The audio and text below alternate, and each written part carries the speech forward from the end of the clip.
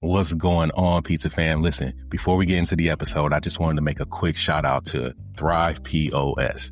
They've recently partnered with the podcast and they bring an exclusive offer for our listeners. Listen, Thrive POS is not just a POS system. It was built for operators just like us. It's fast, it's reliable, and most importantly, it helps us focus on what matters: our pizza, our people, and our profits. Check out the exclusive offer from Thrive POS at thrivepos.com/Pizza King, or just click the link in the description. Now let's get into the episode. The difference between making average at-home pizza or good at-home pizza is experience, right? I can look at it and I'm like, I can tell that that's going to stick on the peel, or I can look and I can say, this is a stromboli, not pizza dough, because if it doesn't roll out great for a pizza, you just roll it into a stromboli or make a sandwich out of it. Like, you just have to get creative.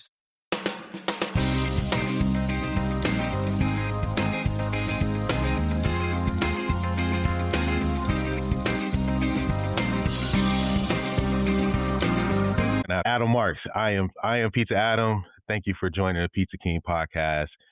Tell us who you are. For those of us who, I've been watching your content and I love the pizza creations, but there's some folks here that maybe they haven't been introduced to you yet. Tell us who you are and how you got into the pizza space. Awesome. It's great to chat with you. So my name's Adam Marks. I live in South Florida, just in between Miami and Fort Lauderdale, just a western suburb. I consider myself a home enthusiast or a prosumer. I started off, and it was funny because when I first started making pizza, I thought I was great. And now when I look back at the stuff I did from 1.5 to 2 years ago, I was like, oh man, what was I thinking about? And like, how did I pass that off? But it's just like when you gain weight or you lose weight, when you're so closer, you don't see whether you're gaining or losing weight until you come back and reflect. So I have a setup in my backyard. My wife and family are big supporters of my concept. I call myself I Am Pizza Adam because you remember during Iron Man, I'm kind of a Marvel guy. Like Tony Stark says, I am Iron Man. So like it just came, I Am Pizza Adam, right? So I make pizza. We end up having pizza 4 or 5 nights out a week. I try to stay fit. I keep myself to like eating one slice or a portion of slice. Believe it or not, I eat more of the toppings or the ingredients before I make the pizza than I actually eat of the pizza. Like as you're prepping for your pizza, that's when you're snacking? So I'll cut meatballs up and I'm like, I like meatballs and I'll snack on them. So yeah, I work with as a part of the Griddle Crew, which is the Blackstone Ambassador Program. So, not too many people know that they have a pizza oven enterprise, but I'm one of the few people in the Griddle Crew that focuses solely on pizza. So I consider myself, I tell the leaders that like, I'm the field goal kicker of their football team, right? Like, so I'll be doing about offense and defense, and all I care about is a small segment of their business. But it's been really, really, really good. Like I told you when we were chatting in the past, is that it turned from an interest to a hobby to now it's a passion / addiction, right? Like, so it's completely, it's not a business. It's purely entertainment for my family and myself.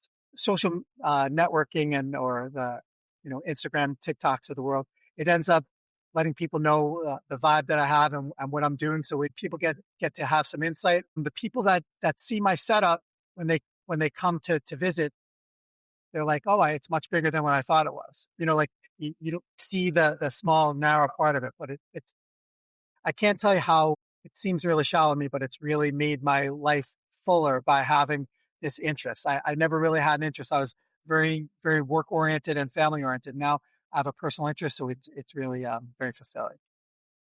I think you take an interest in in my opinion, and I'm biased, but in one of the cooler aspects of the food industry, which is pizza. Pizza is a lot of fun, is very versatile. What drew me to your content was the Blackstone oven with the rotating deck. My brother, JR, my business partner, he swears by that oven, and that's what he's got in his backyard. And he's been telling us for years, like, I don't care, don't get any other oven because this thing is perfect. There's a couple imitators out there that have similar styles.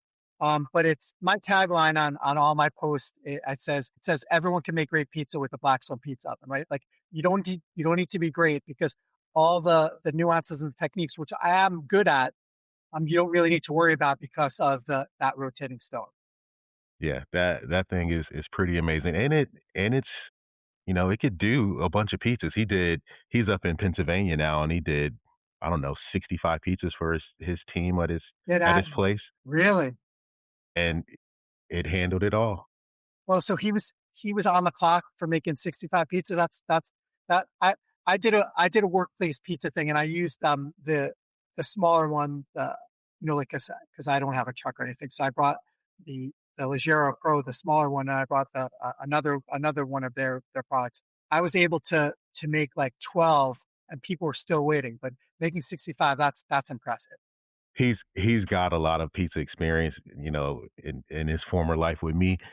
But yeah, he was able to do 60, I think 60, 65 pizzas for his team up in Pennsylvania, and it It's was pretty funny that cool you to say see. that because my wife does a lot of charity work and we go to a lot of events and stuff. And I've seen those guys with the carts, like they have like it's pizza ovens on the back of it's like a food truck, but it's not really a food truck. It's like a modified pickup truck.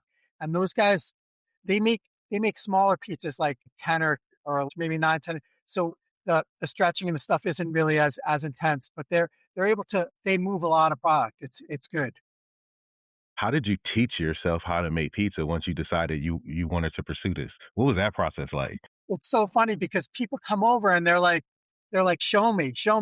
And really my whole vibe is, again, it's back to everyone can make great pizza with that. Like most of the stuff I make my dough occasionally. Like I have my wife bought me the KitchenAid stand mixer and I use a variety of different recipes. But like one of the other motifs that I have is that store made products they're not your enemy. Like if you season up store made products, you can do okay, right? So like Trader Yeah. Joe's has an okay dough. Walmart, believe it or not, has an okay dough. Aldi happens to have the best home pre-made dough that's out there. And it's only $1.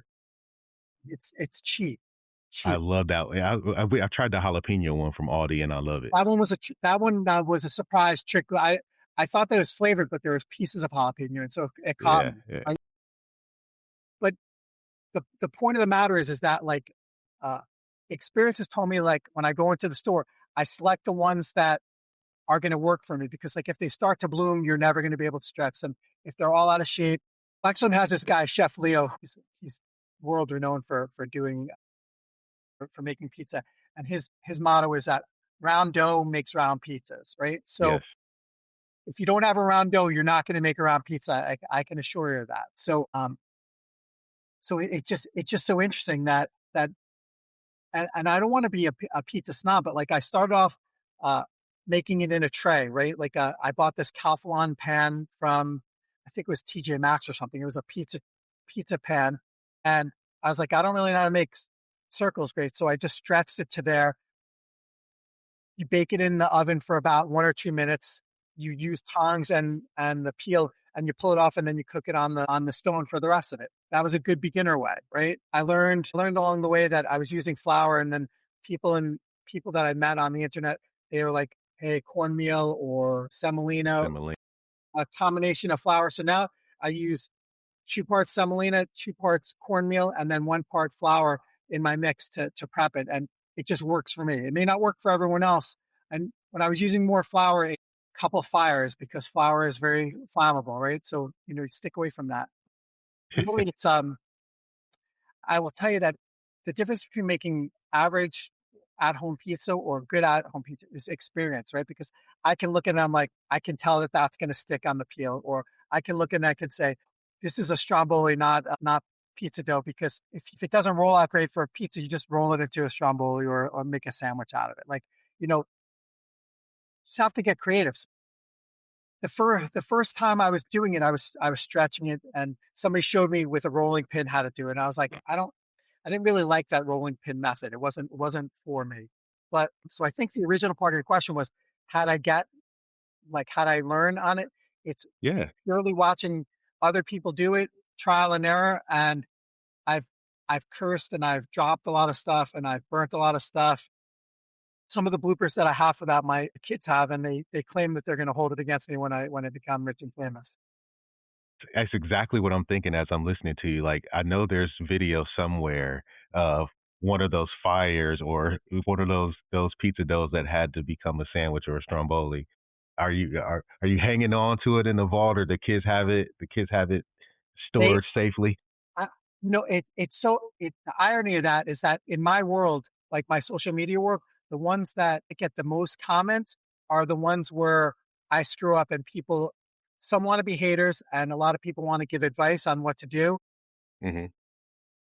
So like every once in a while, I'll slip one of them in there of an epic fail because just to stimulate some new followers or to get a little buzz. But the good ones, it's a little risque, but I call my best and my most popular ones are kind of like food porn, where it's bubbling pizza or a pizza coming out and it's steaming and everything. Where people who just are pizza enthusiasts, they like that whole vibe. So I'll get a lot of views and follows off of that. But the mistakes get the most interaction. I've really the instructional ones. People say you have to do instructional ones. They want to know more about that.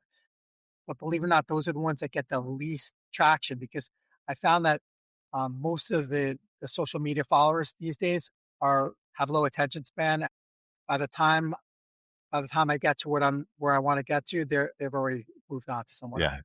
Yeah, they've already gone. They like you just got to hook them. When you started making pizzas, was the intent for it to grow into the social media presence that you became?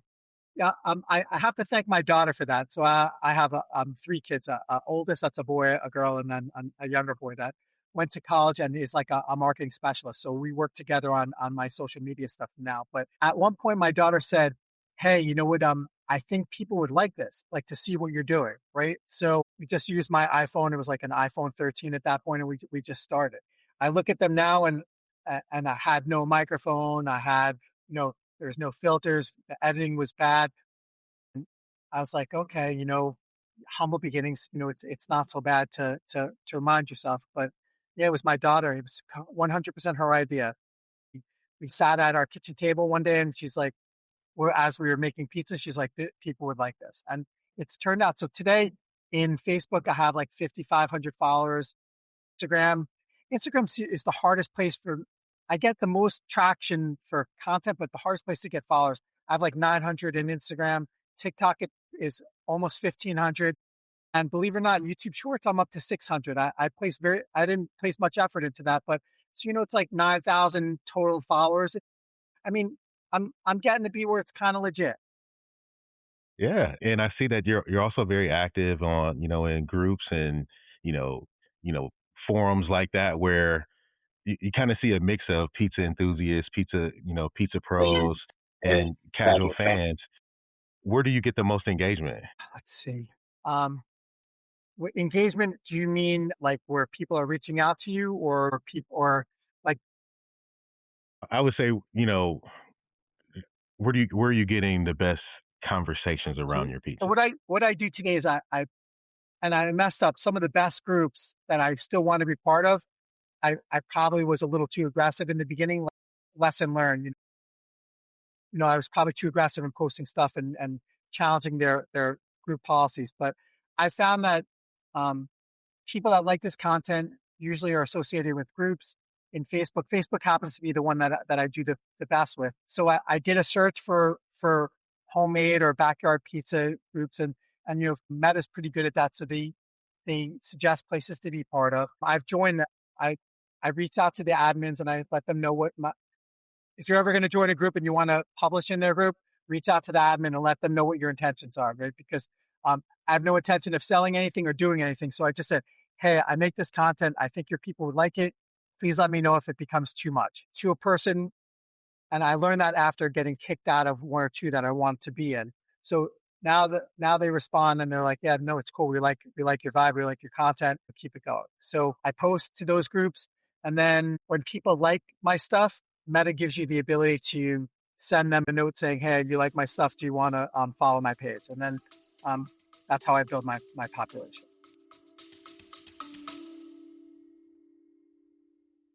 Running a pizza shop is not easy. You're juggling orders, staff, and everything in between. That's exactly why I teamed up with Thrive POS. They're a company that built their POS system for pizzeria operators who live this every single day. I've worked with their team before, and I've seen firsthand how focused they are on making tech that actually fix our workflow. It's not the other way around. So if you're ready to simplify your operations, streamline your online orders, and get better control of your shop, this is the move. Head on over to thrivepos.com/Pizza King to see exactly what they're doing for operators all across the country. Again, that's thrivepos.com/Pizza King and get the exclusive offer. Now let's get back to the episode. That's pretty cool. And that's good advice for, the beginner content creator and, enthusiasts, or even if you're a pizza shop. Those groups have people and commenters, and like you said, when you make mistakes, people love to give a lot of advice. And the pros out there, you post a pizza, I'm telling you, the pros are they're gonna help you. And I love that about the community. Even if it comes off one way or the other, everyone's does it with the intentions of just trying. Most Americans are kind. There's a bunch of haters, but most Americans are kind. Like they'll say, hey, you know what? Here's what I did to solve that same problem. And yeah, even though I know how to solve it, I just was showing everyone that I'm human too. I like that. Do you have a favorite? I also like, so going into some of your creations, you've done, fusions, and I've seen you took some, like a fast food meal, and turned it into a pizza. Like, what inspires you, and how do you decide what gets filmed? What are we having today? And, I guess pizza 4 or 5 nights a week. How do you keep it from getting boring? It's not like we eat it.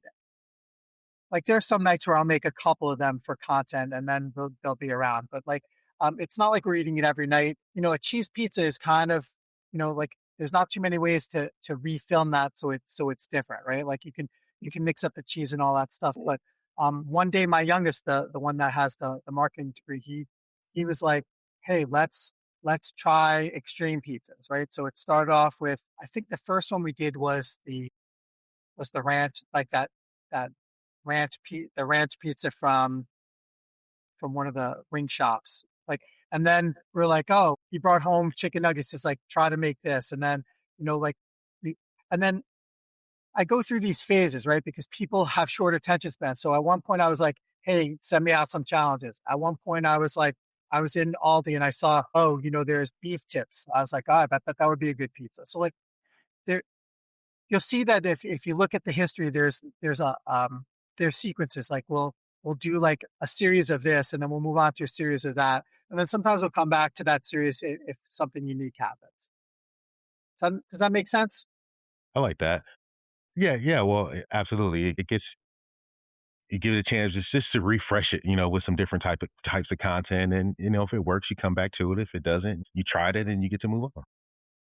Yeah, like people throw out some really, really like absurd combinations, and like, you'll notice this is another trade secret. Like, so, like, I'm not really that big into like some of the exotic sauces and stuff like that. So, like, when I make a pizza and it's something that I don't really like, you'll see that, like, I'll put a sauce or something unique on only a portion of it. So if I want to eat it, I don't have to. I stay away from that area. You don't have to eat something that you don't like. Yeah, it's a very unique nuance, but you'll see that, like, like, if I make a jalapeno pizza, it's only going to be a certain part, because I don't really like that's terribly spicy stuff. And like, lately people have been asking me to, like, I'll reach out to them and they'll send me like some of their products, and I'll use it as a mutual promotion. But you know, the whole idea in this business is that people don't care what I like; they just care what I make. Very true. When it comes to watching it, and they love what it looks like. Do you have a certain, not to go too far into your secrets of content, but do you have a certain format for the videos that you love to, do I capture the cut first? Do I show a close up of the slice first? Like, a lot of pizza shops try to make content, but we don't do a great job. We're in the kitchen and I have 6,000 cheese pizzas in my phone. I promise. Well, they all look the same. you know that in your world, you know the Krispies guys, right? Like everyone knows the Krispies guys, right? I think Yeah, so. yeah, So yeah, we don't really care about what they're making. We care about their persona while they're making it, right? Like so, it's like and my youngest tried to explain this to me, and you guys call it a hook. He's like, you have to get something in there that tells algorithm that they want to look at your stuff, and then every once in a while you could drop in some personality stuff. So then it's like four of like sizzle stuff to get them following you, and then one of content. And then as you get a bigger base, then it's three of sizzle, two of content. Then and then at some point it may be 50-50 or reverse the other way. But people like the food, but they care more about the person making the food, I think, than they do the food.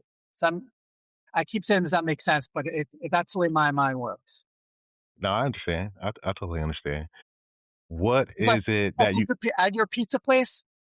If I really cared about pizza, I'd want to know about your prep area. I'd want to know about behind the scenes. I'd want to know about stuff that like I can see from walking up to your counter what I can see, but like I'd want to see what a 50-pound bag looks like, or when you get a delivery, how many, what's in that delivery. But like it could be like in that particular thing, I'd be like, hey, what is it? I'd make a pizza, a nice looking pizza, and then I'd be like, what does it take to get that pizza? And then it would be show you and your brother like unloading pizza, unloading dough, or making a dough thing, like in really like 2-second clips of the whole process. Like that would interest me. I would stay for the whole thing for that.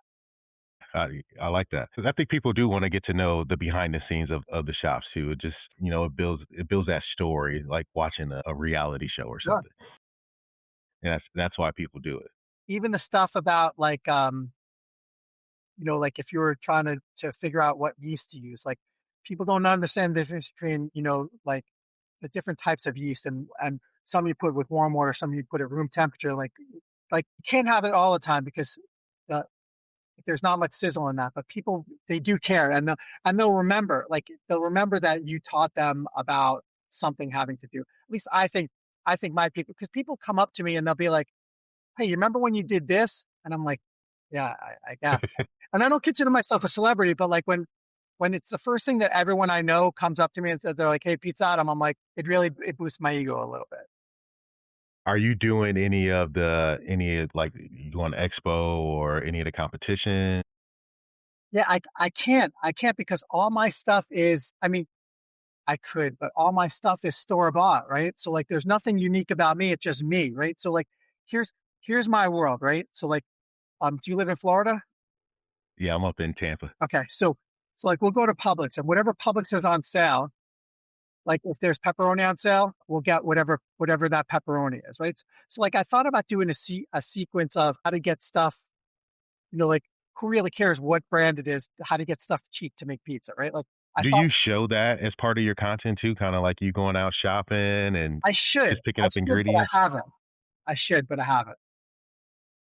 That would be pretty cool to just to see, hey, I'm just going shopping and see what we're going to find, and this is what it's going to turn into tonight. The only thing that really makes a difference is that like, like in the store they sell like the pizza sauce that is in the small containers, and then they sell the large ones.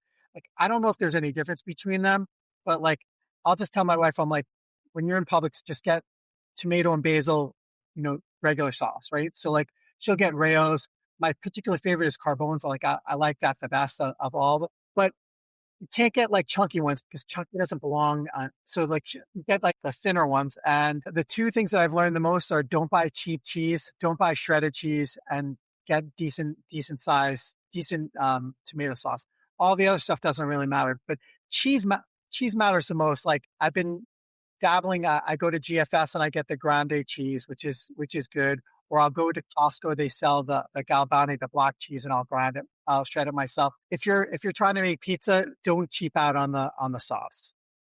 I mean, or All the right, there. sauce or the cheese. Well, that was going to be my next one. Is what advice would you give someone who's looking to just start making some pizzas at home themselves? Don't buy cheap sauce. Don't buy cheap shredded cheese.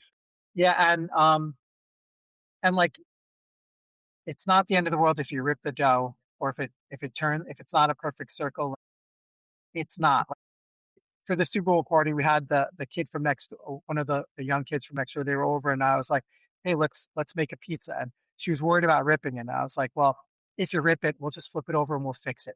It's not a big deal. We'll fix it." So, what do they say?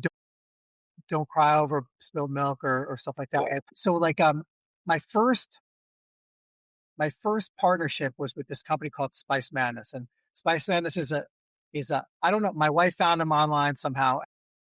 They make a lot of the store spices, and they came up with their own brand. That's an internet based brand.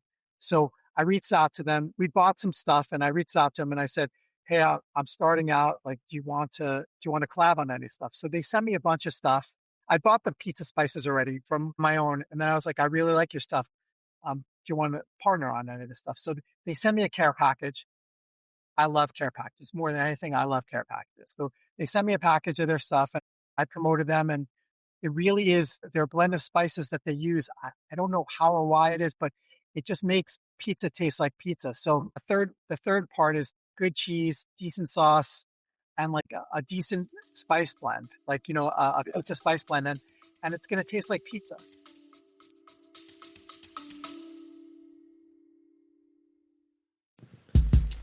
If you're a pet owner who wants real talk on training, behavior, and everyday life with animals, check out the Fresh Patch Podcast.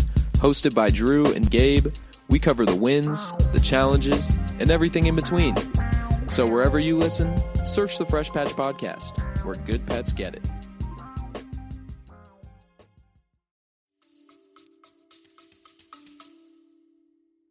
So when you found them, and it takes trial and error to get to that point, right? You got to try some things. You're gonna have some cheeses that don't work, some spices that don't work out for you.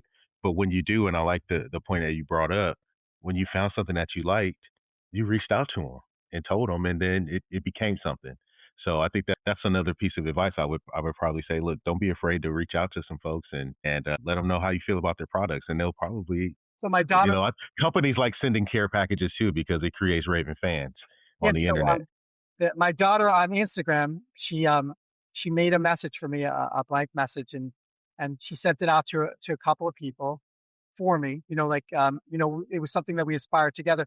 So she sent it out, and it was like, "Hey, Spice Madness, I use your spices. My name's this.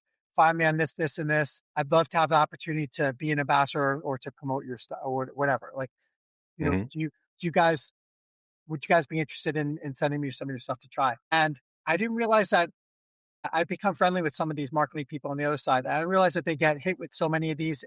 So like your your um your success rate may be really low, but that doesn't mean to not do it, right? So like, yeah, like, and it's not that you can't afford to buy the stuff. It's just the fact that it's so much cooler when you say these guys trusted me to use their stuff, making my stuff. Yeah, it shows that there's connection, and it shows that they're still at least paying attention to what's happening, like with real folks. I think that's important. We get a lot of things too, with samples and gear and all that, and we just try to entertain all of it.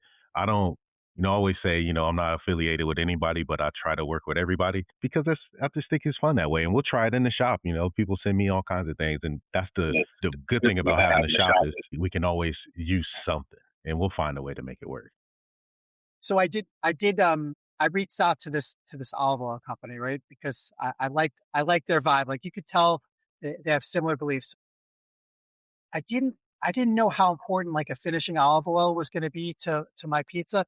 It's expensive if you're running a business, it's expensive to use, right? Like it prices you out. Like it may be too expensive to do that, but these guys at Seasons, the company I work with, they make like flavor infused olive oil, and it's like a finishing olive oil. And I put it on top of the pizza now. Like I'll cook it most of the way, and I'll put it on at the very end. I'll cook it a little bit more, and it just makes I don't know what it does, but it brings out some additional flavors, and it makes the the cheese like glow and shine. It's almost like Pulp Fiction, that box, like where the pizza shines. It's too expensive to like these bottles of olive oil are not expensive, and when you do it, you guys all you in the production area, everything's based on cost per like the unit cost. So but it makes such a difference, and I'll make one without it, and I'll make one with it, and I'll ask my family, I'm like, "Which you like better?" And every time it's one with it. Has making pizzas at home changed how you shop for pizza outside of the house? If you invite, like, since now we're friends, if you said, hey, if you're in Tampa, come by, like check my stuff out, I'll do that. But for the most part, and my oldest bought me some boxes, like corrugated boxes, like off of Amazon. And I used to not like send people home with stuff, but now we're making more and more. So like now I'll crack open some boxes and I'll send some people home, and they're like, "Oh, you're so close to doing like takeout," and I'm like no, I'll do it. close stuff. So like we did a this past summer we did a trip to Milan in Italy, and we were there for a while, and we ate pizza every day. Like it was an adventure. And that type of pizza, a knife and fork pizza, like you can call it whatever you want. It's a whole different experience. Like since you're a professional, like I rate pizza based off of, if I take a bite of it, I don't want everything coming off, right? Like, like that's one of my first things is like, can I bite it without everything coming off? And all that Neapolitan pizza, like everything's together. Like if you don't eat it with a knife and fork, you can't eat it. And it was a humbling experience because I thought that I was going to be on like this vision quest or this awesome experience, and it was okay at best. Like it was pizza, but it was okay. I hope you get what I'm saying. Like it's a different thing. Yeah, it wasn't what you were expecting. And they do that. That high hydration dough and the high temperature, and it's fluffy and everything. But like I consider it more like bread or like Italian bread than I did pizza. I think that's the difference is there's more intent and more focus on highlighting the bread as the main actor in the pizza experience there, which, is fine. It's everyone. There's so many different, that's the beauty of pizza. There's so many different styles, so many different, interpretations of it, and you can have it your way. And you found a way to do it on your own. How did you get linked up with Blackstone? So, there's a guy, his social handle's name is Mike's Mess Hall. He's just a guy. I don't even know his last name, right? So he's just Mike's Mess Hall to me. So we were doing this, I was doing my thing, and he found me somehow because like even though they say it's not effective, I would always put hashtag Blackstone Pizza Oven in my stuff. He must have either been looking for me or looking for people that had mutual interests or whatever it was. And he found me and he sent me a direct message and he said, hey, this griddle crew was having auditions, apply. So I applied. And I was young in this business at that point. I'm still young, but I was young in this business, and I didn't have that many followers, and it was unique. But like my whole vibe is unique. The application process, they reached out to me. We had a little conversation. It wasn't the right time for either of us. And then like 2 months later, they reached out and they said, "Hey, we'd like you to be part of the griddle crew." So it's a community. So they announce stuff, but most of it is grassroots marketing where people in there reach out to other people or you see it from there. So the whole Blackstone Griddle Crew community is it's very heavily geared towards flat top cooking and stuff. Mm-hmm. That whole outdoor cooking vibe is there's a lot of energy towards that. So people follow me. They're like, so we do a lot of mutual posting. So I put it on my thing. I was like, if you want to be part of it, apply. If you want advice, let me know. And this guy Mike, he hooked me up. I'm forever indebted to him because it in my social circle, in my social circle, being associated with Blackstone is kind of like the holy grail, right? Like so, like when I talk with my friends, they're like, oh yeah, we saw that Blackstone, gives you approval, even though Blackstone's not the top of the food chain in outdoor pizza ovens. There's somebody. Yeah, the brand is worth it. So it's been a very rewarding for me and for them. Like we both have helped each other out. So yeah, and if you want to be part of the griddle crew, you can reach out. Anyone listening, you can reach out to me. I'll be glad to help navigate you through the process, or just pay attention to their open auditions. Well, that's really cool. I think what I like to hear or see people do is reach out if they want to learn more about, your process and making pizzas at home and, creating a presence on social media and not being afraid to put yourself out there. A lot of folks get caught up in, the perfectionism. I think you and I, we kind of started to touch on it a little bit before we went live on this. How does that moving past perfectionism play a part in how you treat your content today versus when you started? Yeah, that's one of the things that And I told you I was doing this live, and my persona on a live, which was unscripted and was truly me, is way different than the edited version that shows up on my stuffs. My kids had told me that they thought that the live was going to be the hardest for me because there's sometimes where like I'm goofy, but I was like, that's I'm goofy no matter what, right? So it's I have to work on that part. Like people think that you can just sit down and or just start doing it, and people want quality, they want uniqueness, they want a persona that they can trust. It doesn't have to be perfect; it just has to be real.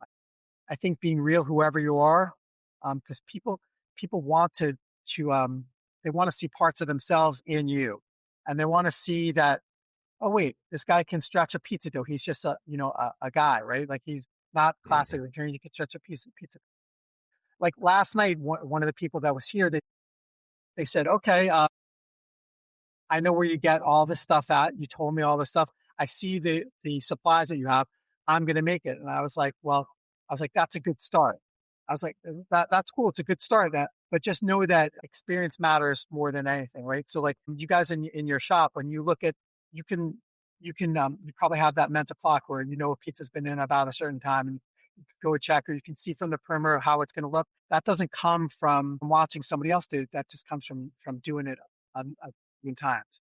Like Absolutely right. Feel it. Experience is a good teacher.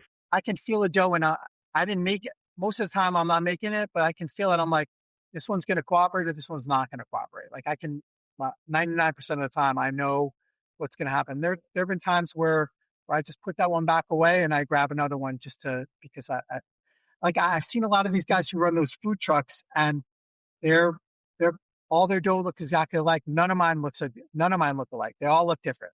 It's an art. One of the hardest things for me when I was in between, we sold a shop back in July, and then I just bought another shop about a month ago. So I was out, I was home for 6 months. I was trying to figure out what we were going to do, and I started to make some pizzas, and it was hard. And I'd been making pizzas for 22 years, 23 years, and it's like I knew how to make pizza in that environment.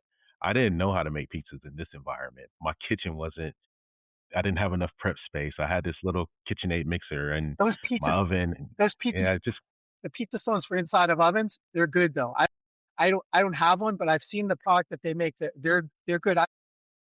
They're able to make an oven that only goes to 550, another 100 degrees hotter to make pizza. I don't know how it works, but it works.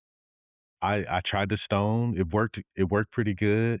First, I tried on the rack. It's terrible. Like it's like a steel. I think it's like a steel, not a. I got the steel. I had the steel now, and the steel is great. It gets you. It makes the oven like it gives you that brick oven feel, and it does get you an extra 100 degrees, 120 degrees in that oven, so you can cook normally. It doesn't recover as fast, but it does work pretty well if you're just cooking a few pies.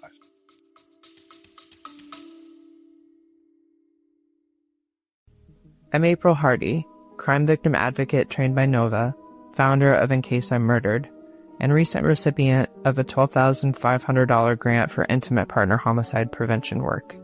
I've experienced domestic violence from both sides, as the employee whose performance suffered, and as the business owner who absorbed every cost directly. This is the Safe Work Advantage podcast that helps HR professionals and business leaders recognize risk, reduce liability, and protect their people. Just chatting. The one struggle, the black soul pizza oven, I love it more than anything, but for size constraints, it's 16 inches, right? So like there's sometimes I want, like, even if I get to 6 inches, it comes to the edge, so some of that corner shone gets burned a little bit. The pizza steels are good because they're square, so like you have some room to navigate and put it on there. Inside the black stone oven, its blessing and its curse is the fact that the stone is about the size of the pizza that you want to make. So it takes some time to navigate that too. There have been times where the crust is caught on fire, like, and I've blown it out, and I'm like, oh, that no one saw that. Well, you got to show it. Somebody saw it. We didn't see it, but somebody saw that. What are you talking about? How to? And there were numerous ones where they've fallen face flat onto the ground. And like, I, it gets me mad. So I don't capture that stuff, but I can see how other people seeing would be like, yeah, crap happens to everyone. Yeah, I have one and it's still on my camera, but I haven't even looked at it to edit. But I tried to make a breakfast pizza here at the house and I was going to launch off of the peel like I've been working on. I grew up making pizzas on screen, so launching off the peel is a new thing for me. Same thing, get my semolina, my flour blend, and I tried to do this breakfast pizza and I poured way too much egg over it and it ran over the crust onto the board and there was no launching that pizza. It was too wet. It just wasn't going to happen. And I tried anyways and it made a total mess in that oven. And I have it all there. I'll probably never even watch it to show it because I was so mad. I was so proud of the idea and so disappointed in the pizza maker that is probably never, no one will ever When see I it. make a breakfast pizza, like I'm fearful of eggs, so I scramble them first, like a quarter way scramble, and then I'll put them on that way so that they're because I tried to. A friend was over 2 weeks ago. That's part of the griddle crew, and I was telling her it's like an earthquake when you're shaking it.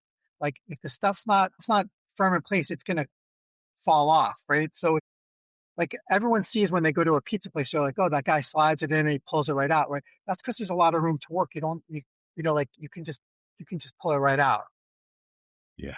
Um, At the house, the it was screen's good, but don't you think that sometimes the screen affects the texture of the bottom of the crust? sometimes, Yeah. sometimes, you know, just in our shop, what we always did was, cook, I guess 80% of the way on screen and then and pull off to crisp up on the bottom. But yeah, I think there's definitely some subtle differences from just stone baking to using the screen for sure. I think I think the screen has most people say that they use it because they want a consistent shape, right? And the screen helps you get that consistent shape as well. Yeah, it does. It's easy to teach someone to make pizzas with the screen too. How's that? Just because we have the shape, we have the size, we can tell them, look, stretch this far past the edge of the screen, tap Okay. tap tap to bring it back, or we get weight on, and then we stretch. If you stretch a little bit short, you go sauce and cheese, and then you pull to the edge to Yeah. get your to get your shape or to get your size. It's very forgiving when it comes to making the pies. And then of course the launch is super easy because you're just going straight in. My new shop, we have a conveyor, inherited a Okay. conveyor oven. That's good. And this is it well we got a conveyor and we have a deck. So I got a blodgett on top of the edge conveyor oven and I promise you it's been 6 weeks now. Haven't turned the deck on once. Really? So Haven't turned it on once. the conveyor bakes it just the way you want it? Just we had to do some tweaking. It was very hot. It's got like they call them fingers, but it's got all these chambers to blow heat, and Oh, so it's like a it was convection. It's like a convection oven almost. yeah, it was overcooking the pizza. It was burning the cheese more than I like. So I reached out to a good friend of mine who deals in ovens, and he helped me get it adjusted, helped me get those fingers covered, got me the right product, and the pizza. Once we got it dialed in, I'm Yeah. like, I don't know that we ever really need the deck because it's doing what we need in 5 minutes, 20 seconds, and it's Is out it and it's similar perfect. to the Costco conveyor, or is it Similar to what now? to the Costco conveyor? Like I've seen the one at Costco where like I don't know. Have you ever been? Probably. Yeah. I haven't seen it, but I mean, it's big. It's got a full 60-inch deck oven on top of it, and I mean, I guess my full length is probably 120 inches Oh, of so you the, go like the belt. left and right to. Yeah, from left to right, and then my just the belt itself is I think 32 inches wide, so we can go side by side 14s or So you can stagger 18s on it. accommodate any amount of business. That's good. Yeah, it's a production machine. I watch like a lot of not prowess, but like I'll watch a lot of videos of like conventions where they show all these new unique commercial units, and like there's there's ones where you put the dough in it, it makes perfect dough ball, like you crimp it down and it makes perfect dough balls, and then there's ones where you take that dough ball and you put it on a machine and crimp it down and it makes a perfect 16-inch crust.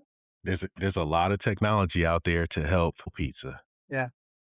but it still doesn't give you the experience needed to get better and to do it at a high level, right? Because, at the end of the day, we all see a lot of pizza shops open and close too. And, and to your earlier point, being an enthusiast allows you to do it for the love of it and, still have some fun and not get caught up into the financial aspects of it because it does change things once you decide that you're going to go that route and do pop-ups or, you know, put your name on a personal guarantee for a commercial lease. Like these things start to matter and it comes with different implications. So, I think for the enthusiasts out there, I love what you're bringing to it because you're saying, look, I'm not doing this because I want to, I need to make a living from it. I'm doing this because I really enjoy this, and I love seeing that part of it. That's real passion. I tried to break down the component costs of making it, and it's super hard. Like the cheese is definitely the most expensive. The sauce is right behind it. Like now I know why pizzas at mom and pops are like $24-$25 because, or maybe even more because to get pepperoni, to get meatball, to get quality cheese, like you can buy them in bulk and get the prices down, but it's still, like you need your unit cost to be for that $25 pizza. You need it to be like $6 in order to cover your overhead and all your stuff. And it's hard. It's hard to get there consistently with high quality products once you factor in waste and marketing costs and labor costs and all these different things. So yeah, it's tough, but there's a lot of folks that are doing it and doing it well, and people knock on the chains and on the the big companies, but they figured out a good system for producing pizza regardless of the quality. I tell my wife that I'd be broke if I opened up a business. I'd be broke because I would just I'd give everything away. I'd be like, oh, you want? I'd be like, I'm working on this. Like I started making these pinwheels. Like I guess I don't know if you make pepperoni rolls. Yeah, sometimes. Yeah, so I'm like, if I was experimenting stuff, I'd give it away. I'd be a bad businessman when it comes to that. Yeah, that is a bad business practice. We call them care packages, but we only do we only do a few of them at a time. No, there's a component of that because you do want you want feedback, and you don't want to. I'm having this internal battle right now on just fees, right, which is common practice now. Credit card surcharges or cash discounts and all these things, and it's literally like my wife's like, why are you still talking about it? Every night it's like keeping me up. I don't want to do it, but I also understand that it's almost necessary at this point, like working with third party vendors. I don't want to push those fees onto the customer. What if we could just lower the price and do it at a fair price? But at some point it becomes bad for the business too. I'm from that other generation. Like we don't do Uber Eats or any of that stuff. So like I like to go in there and kind of like make sure that it's only been in the person who made its hands and my hands before I eat it. But there's a lot of people out there that will, they don't care how they get it, just as long as they can get it. Like I'd rather just make it than or drive to go get it than to have it delivered to me. And it's not for the money. It's just for the fact that like it's kind of like audiobooks compared to radio books. Some people can read them or some people can't, however it is. But yeah, but just to give you a synopsis of my world is the fact that like this has given me purpose and direction. It's become a thing. My wife's very supportive. The internet stuff is it wasn't the primary purpose, but it's become one of the driving influences of developing the brand. We're in a spot now where people want to come over and eat, which is great. Like we had this big Super Bowl party and there's food from everywhere and everyone's like, well, I'll wait for your pizza. And I'm like, okay, well that's a glowing compliment. And it's driven off the ego now at this point. It's the fact that I make something that people like and people want. So I'm going to keep making it as long as I can afford to keep making it. I'll keep making it. And if you like people say, hey, I'd like to try that. I'm like, just give me 15 minutes, come over 15 minutes. I'll make you whatever you want. There's always supplies ready. So it's people think it's a burden, but for me, it's a pleasure and it's a joy. And the fact that it's all outside and we live in Florida, it makes it easier because it's not messing up my kitchen. Like everything I do outside is outside. Well, it's fun to watch, and I'm glad that you've taken the direction of continuing to bring your creations and your passion out. And and having a family that supports it and gets involved with it. I think that makes it even more fun too, knowing that your wife and the kids and everyone's just involved in creating this thing, for that.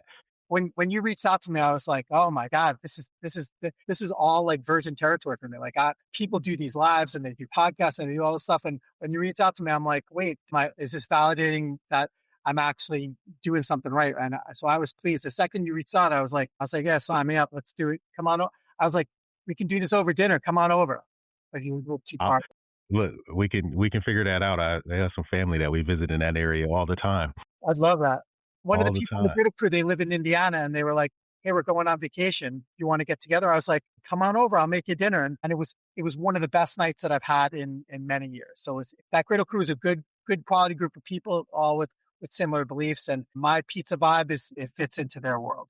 Glad to see that you're here and you're presenting it. And thank you for coming and bringing your world to our world. So much fun. Any, anything that, how can folks reach out to you, learn more about your platform?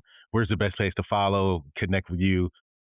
I got you on Facebook, Messenger. We you respond really quick. What's the best place to find Pizza Adam? So on TikTok, it's just I am Pizza Adam, the letter I and I am Pizza Adam. On Instagram, it's I am Pizza Adam. My Instagram and my Facebook are linked together. I think I figured that meta world out, that they cross post and everything happens together. On Facebook, it's Adam, and then they let me put I am Pizza Adam as my middle name, Marks. So it's Adam, I am Pizza Adam Marks. And then on YouTube, it's just I am Pizza Adam. So at one point, I was trying to figure out whether I just morphed to just Pizza Adam. This one's it's worked out well for me, so I'm going to just run with this for a while. Fix it. Sure. I am Pizza Adam. Blackstone Griddle Crew. Making pizza for the love. What's been your favorite one? My go-to pizza every day, every week, is just cheese pizza with as much pepperoni as I can fit on it. And I've been experimenting with these pepperoni cups now, so that's my new joy. But as much pepperoni, and then like Costco sells us these like bacon bits that in this big bag that are not like crappy bacon bits. They're like chunks of bacon that's crumped up. So like regular pizza, tons of pepperoni, and some bacon bits with the Spice Madness seasoning on top of it. I guarantee you, so you come over, you'll say, maybe I need to add this in my menu. I'm gonna figure it out. I was just looking to see like where my cousin lives in relation to you. He's like kind of like that Hollywood area. So that Hollywood and where we live it's the same street. It would be like Temple Terrace is north of Tampa, so it would be like Tampa to Temple Terrace. So it's 15 minutes. You know exactly where I'm at then. Yeah, I work for a really big company that their headquarters are in your area. So I've been there many, many, many times. All right, then we'll have to find a way to connect. I got some pizza lovers down there in that area close to you. You keep in touch, and I will feed you. Say to you, my friend, I'm gonna send you a Publix like 5-item list and see what you create from it, and we'll like give me your Cash App and all that, and we're gonna give you a shopping list and pay for it, and just wait for the video to come out. That's the challenge. You can send me the list, but you don't need to send me anything. I got it. You just tell me what you want. It's gonna be. Even if you tell me I need to make homemade dough with it, I'll make homemade dough. It doesn't matter to me. I'll do whatever you want. That was the follower request. Like people would say, "Hey, chicken bacon ranch is a good pizza too." Like if you can find a way to do that in your shop as like affordable, people love chicken bacon ranch with like an Alfredo sauce. It's good. It's good. Yeah, I like that one. That's one that we did add. The jerk chicken has been a very popular one. We kind of I did a similar thing where I was kind of taking suggestions, and it all got out of hand. Nothing that we could ever sell because I'd have to charge $75 for it. But the jerk chicken stayed. The chicken bacon ranch stayed. People, if you create a community in your space, because I'm the kind of person that is the shop. Like I tell my guys from Blackstone, I go, I'm your demographic. Like I'm the person you want to be buying your stuff. Like when you do your marketing, you're looking for me and my friends. So like in your space, like if you need a 1 or 2 night a week pizza person, that's me and my family and my neighbors. So like sometimes if you listen to your name and you say, and you have something that they want, then chances are that they'll be loyal for life. They'll be loyal to you and make them mad. You're speaking the language right there. And that's our golden customer that, couple of nights a week, we see them, we know them, we know their order. We see their name on the caller ID. We just start making it. And then Like we love those folks. we like it as much as you like it. Just so you know, like if you, it's old school, but if you greet me by my name and you're like, hey, you want this tonight? Like, I'm like, all of a sudden I'm like, well, why would I ever go anywhere else? It's like, you're trying something new tonight. What happened? Sometimes it's hard, and sometimes when you have staff, it's hard. But like if you give people a little acknowledgement, they will be loyal forever. As long as your stuff is good. If your stuff's bad, then they're not, they won't give a shot. Well, look, we've heard it too many times now. Good food is just the entry point. You better be good, or you're not even going to compete at this point. And then beyond that, good food, good service, good environment. We're all humans here. Let's be good to each other. There's a lot of options for pizza. I'll leave with this. My youngest, who's going to grad school now, and he's has a part-time job, and he's working at like a bar, restaurant. Every night when he comes home after working, I'm like, how'd it go? And he's like, it's such a simple recipe. People just want to be treated decently. Like if you go up to them and you see that their water is empty, you don't need to fill it. You just need to say, hey, would you like more water? Or, hey, how's the food? And listen to what they're saying. He's like, you'd be surprised. People are generous and you'll have a job forever. I don't know where common decency is left. Like all you have to do is starts at the minimum, and then we do a little bit more than that. Like as a server, you can do okay because people will take care of you if you just give them like respectable treatment. Thank you, Adam. It's been a pleasure talking to you, getting to know you.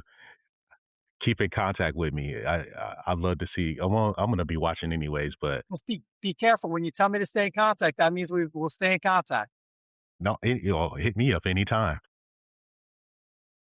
Awesome. If you've gotten any value out of this episode or any of our other episodes, I need you to do me a favor.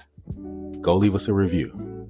Every review on Apple, every 5-star rating on Spotify helps this show find more operators just like you and helps them get that same value that you're taking away from this episode.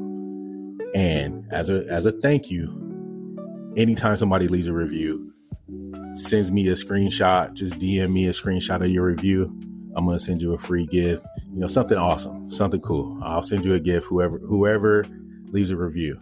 That's the challenge. Go leave a review, DM me a screenshot of it, and then I'll get you something. I got you something special from your boy. Now let's get back into the episode. Peace.